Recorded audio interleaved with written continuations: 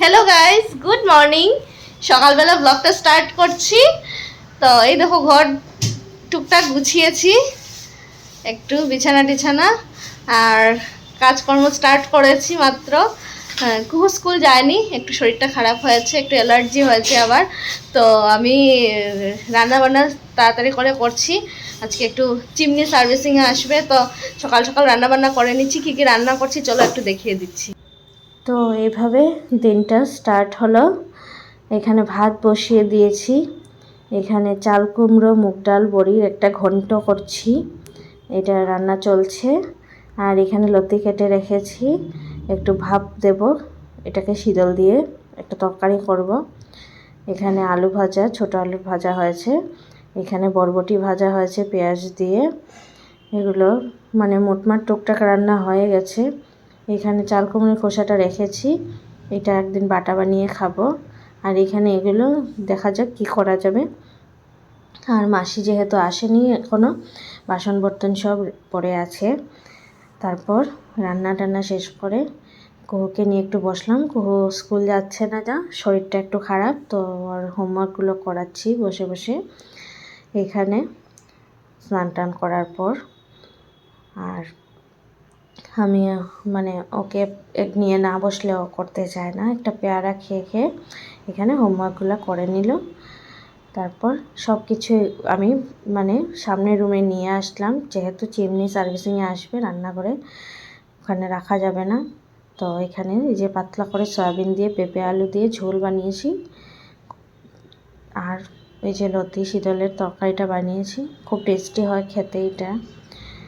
আর তো এগুলো তো রামাইশ মানে বরবটি ভাজাটা তো আগের থেকে ছিল এটা। আর এই যে চাল কুমড়োর ঘন্টটা, এগুলো রান্না সব শেষ কমপ্লিট। কুকারে ভাত, তারপর দেখো চিমনি টিমনি পরিষ্কার করে গেল, একদম পুরো সাফ হয়ে গেছে সার্ভিসিং করার পর। তারপর একটু বেরোচ্ছি বিকালবেলা, কোকে নিয়ে টিউশন যাব। ওকে টিউশন ছেড়ে আমি একটু বাইরে যাব, টুকটাক কাজ আছে বাইরে। আর দেখো কি দুষ্টুমি করছে, গেটের উপরে উঠে যাচ্ছে, কি করছে, খুব দুষ্টুমি করে। তারপর ওকে টিউশন ছেড়ে একটু বাইরে গেলাম, একটু টুকটাক বাজার কাজ ছিল।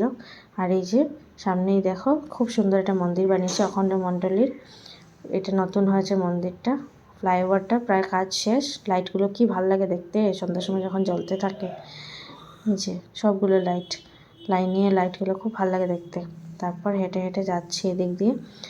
এখানে একটা ছোট মার্কেট টাইপ আছে, কাপড় জুতো টুতো সব অনেক কম কম দামে এখানে বিক্রি করে, কিনিনি কোনো দিনও, সব শুনেছি বলে। এখানে 200 টাকা করে সব জুতা, এখানে 200 টাকা, যা যা জুতা দেখছো এখানে সবই 200 টাকা করে। এখানে ছেলেদের মেয়েদের সবার আছে।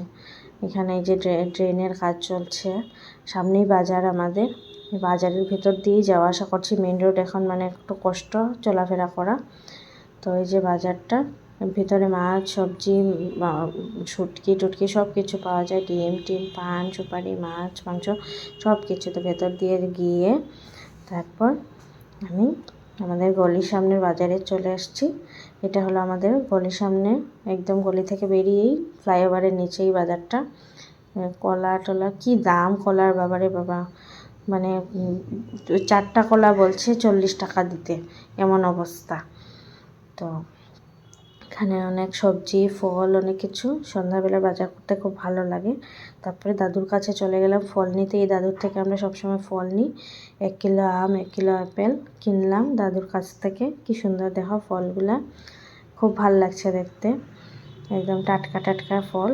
তারপর একটু বেকারিতে গেলাম, এগুলো সাজিয়ে রেখেছে কিন্তু আমি কিছু খাবো না, বাস তারপরে চলে আসলাম। কেমন লাগলো ভিডিওটা অবশ্যই